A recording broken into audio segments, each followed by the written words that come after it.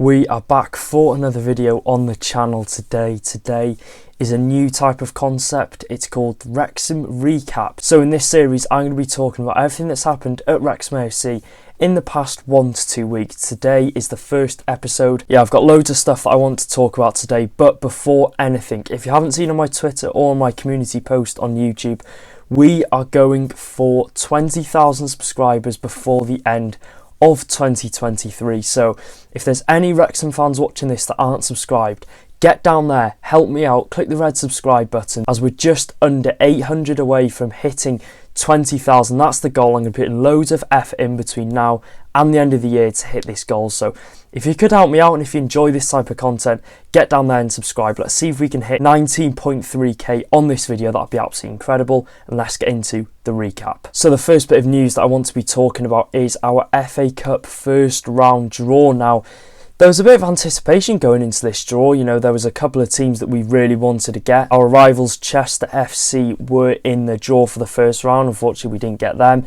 I think they drew York City in the end, but Wrexham AFC have got Mansfield Town away. This game will be played either on the 4th or the 5th of November. It's away. It's disappointing because Mansfield are a very, very good team, and I think they played us out of the park in the league fixture, but anything can happen in the FA Cup. If we were hoping for a cup run, we'd have wanted the likes of Sheffield United, Grey Valley Paper Mills, who both of those got really incredible draws. But yeah, we weren't very lucky in this draw. But like I said, anything can happen. It'd be a really good win if we were to get the win away at Mansfield Town. But our first round draw is Mansfield Town away, a fellow League Two side. Swiftly moving on, Andy Lowe has been appointed Academy Manager of Wrexham AFC. Now, Andy Lowe, the 42-year-old, does join from Hartlepool United. He's massively experienced in the academy game. I think I saw he's got over a decade of experience in academy football. It's a great appointment. Obviously, we saw that the academy manager had departed Wrexham AFC, and obviously they were in search of a new one, but this is an incredible appointment. I think it's probably one of the better appointments we could have got. I'm by no means saying I have any knowledge of academy football. If I'm being honest, I hadn't heard of Andy Lowe, but from what Wrexham fans are putting on Twitter, this seems like it's a really, really good appointment, and I think he'll do really well for the academy because we've got some really good talent in the academy that needs to be managed well. I think Andy Lowe is definitely the man to get in and to help those youth players progress to the next level and progress into the first team. So yeah, hopefully Andy Lowe will come in, steady the ship with the academy and get to work as soon as possible. So Andy Lowe has been appointed the academy manager of the mighty Reds. And again, this is another great bit of news. The Racecourse Ground once again hosted an international. Of course, it wasn't going to be anyone else. Wales beat Gibraltar 4-0 in an international friendly the other day. It wasn't one of the better games of football I've watched, but Wales got the job done. We won 4-0. All 4 goals were scored in the first half. It would have been nice if we'd have maybe played a team of a higher calibre. Wrexham only really offer that potential stadium that is in the north of Wales, so not many fans who do live up north here in Wales get to travel down to Cardiff to see us play some of the bigger teams like Croatia the other day, for example. It would be nice if they got the opportunity to see a team of a higher quality, but I'm sure once the Kop is fitted and once we've got a 15,500 stadium capacity, I think we'll be seeing better opposition and games more frequently happening at the racecourse. Really happy to see Wales back at the Racecourse Ground. Some big names playing for Wales, Kiefer Moore, Dan James, all made an appearance. And yeah, I mean, it was just a really good feel-good factor. I think there was 9,700 in attendance at the racecourse. So what an occasion that was, and let's keep our fingers crossed that we can see Wales back at the Racecourse Ground very, very soon. And the next bit of news I am really, really excited for. Wrexham are facing Bradford City at Valley Parade on Saturday, and you will not believe it, Bradford City have sold over 21,000 tickets.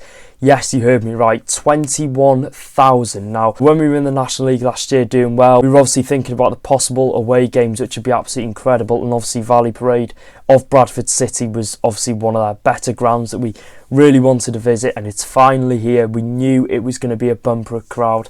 I thought it was going to be about 17,000, 18,000, but it turns out we're going to have a near sellout of around 22,500, which is absolutely ridiculous. It'll be the highest league attendance that I'll have seen as a Wrexham AFC fan, which is obviously brilliant, and there'll be 2,700 away fans in that away end. It's going to be a good game. Bradford City are managerless. I think they've got an interim manager, Kevin McDonald, I think that's his name, who has taken charge of the Bantams over the past game or so. But our superstar from Solihull, Ryan Barnett, is going to be back playing at right wing back. We've missed him. It's good to have him back. A 3-game suspension is now over. I'm going to be in that away end. You're going to see a cracking vlog. It would be incredible if we were to get the win. Like I said, it's going to be a crowd of over 22,000. It's going to be a great occasion. It's going to be a good atmosphere. We're going to be in a massive ground, a historical ground of Valley Parade. I'm really looking forward to making the trip to Bradford City. It's a new ground to tick off, and I'm sure it'll be a great occasion. It's not going to be an easy game, especially when you're playing in front of 21,000 home fans who are going to be up for it. They're going to be making it a quality atmosphere. They're going to get behind the team. We've got to be on our A game, and we need to make sure we get behind the team as much as possible on Saturday. James Jones has put pen to paper to sign a new extended deal at Wrexham AFC. Brilliant news. This happened on the 9th of October. I know I'm a bit late to this news, but like I said, it's news that I'm really happy about. I think he's made a good impact since signing for Wrexham AFC. Like I said, extended by 1 year until the end of the 24-25 season. James Jones said he's really pleased to get this done, and I'm looking forward to pushing for another promotion. So yeah, another extended deal. Let's hope we can get a couple more done very soon. The one that sticks out for me is definitely Aaron Hayden. It'd be good to time down soon, maybe for another 2 years, who knows, but as long as we extend his contract, I'm a happy man. And probably the best news to come out of this week, 2 Wrexham Academy graduates did make their debut for the club. The first one being Harry Ashfield. He came on against Crewe Alexander in the EFL Trophy. What a moment for him. That feeling, obviously there was a lot of Wrexham fans there. I think there was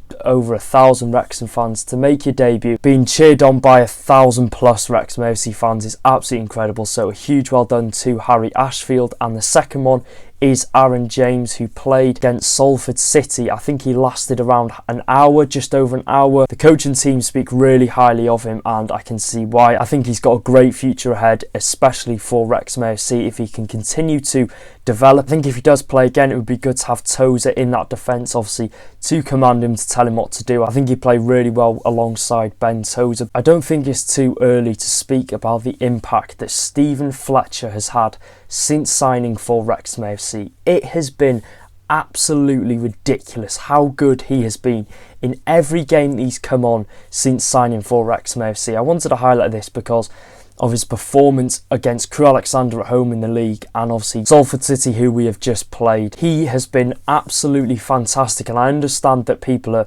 complaining why he's not starting, but you've got to remember he is 36 years of age. He didn't have a pre-season. Obviously left Dundee United, didn't have a pre-season with the club. Wrexham came in, snatched him up. So he's obviously regaining and getting back to full fitness, and I would love to see him start in a game. But you can definitely tell that he's played at the highest leagues in world football. Obviously he played in the Premier League for Sunderland. You can really see it. His knowledge of the game is ridiculous. His goal against Salford City, you can see James Jones gets it on the right. That burst of speed at 36 years of age, this is no disrespect to Fletcher, but the burst of speed, he got away from his defender, threw himself at the ball and got it into the back of the net. And like I said, his goal against Crewe Alexander as well, he's at the back stick. He's made that clever inwards run, and you've got to give a round of applause to Jacob Mendy for that ball into the box. But he sort of goes in unknown at the back post, diving header into the back of the net. The keeper probably should have come out for it, but it's just that intelligence that Stephen Fletcher has got, that eye for goal. I think his first ever shot for Wrexham, he received it with his back to goal. He sort of did that feint to the right, cut it onto his left foot, and it was narrowly wide, and that's without a run-up.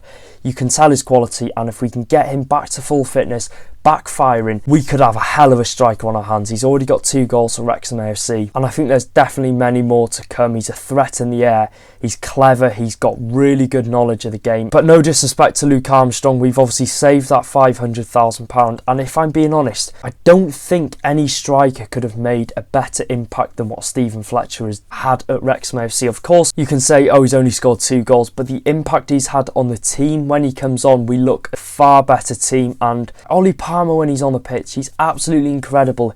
He's turned a new leaf this year. He's been absolutely ridiculous in a Wrexham AFC shirt.